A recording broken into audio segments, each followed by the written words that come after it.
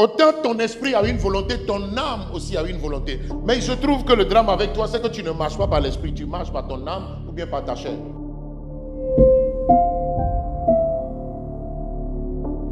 Dieu peut influencer tes choix, mais il ne va pas faire des choix à ta place. Quand je dis influencer, il peut te conseiller le choix que tu dois faire, mais il ne fera pas de choix pour toi. Autant ton esprit a une volonté, ton âme aussi a une volonté. Mais il se trouve que le drame avec toi, c'est que tu ne marches pas par l'esprit, tu marches par ton âme ou bien par ta chair.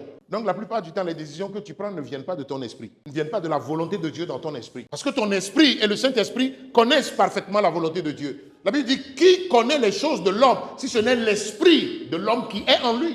C'est notre esprit qui connaît les choses qui nous concernent, les plans de Dieu qui te concernent, la volonté de Dieu qui te concerne, la volonté de Dieu qui concerne ta destinée, qui concerne le ministère que Dieu t'a donné, la volonté de Dieu qui concerne ton foyer, l'éducation de tes enfants. Cette volonté-là, elle est dans ton esprit, elle n'est pas dans ton âme encore. C'est pourquoi quand vous donnez votre vie à Jésus, ce n'est pas votre âme qui est d'abord sauvée, c'est votre esprit qui est sauvé. C'est lui qui a été régénéré. Ton intelligence doit changer de forme. Tu dois revêtir une nouvelle intelligence. Il y a l'intelligence de la maison de ton père, il y a l'intelligence du monde, quelqu'un dit amen, et puis il y a l'intelligence qui vient de Dieu, qui vient du Saint-Esprit qui est arrivé en toi. Par ton esprit, l'Esprit de Dieu est en toi. Quelqu'un dit amen.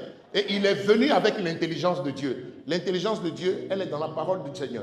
Donc quand la Bible parle de transformation, la Bible ne parle pas de transformation de ton esprit en tant que tel. La Bible parle de transformation de ton âme. Pourquoi? Parce que dans votre âme, il y a votre volonté, c'est-à-dire le pouvoir de prendre des décisions.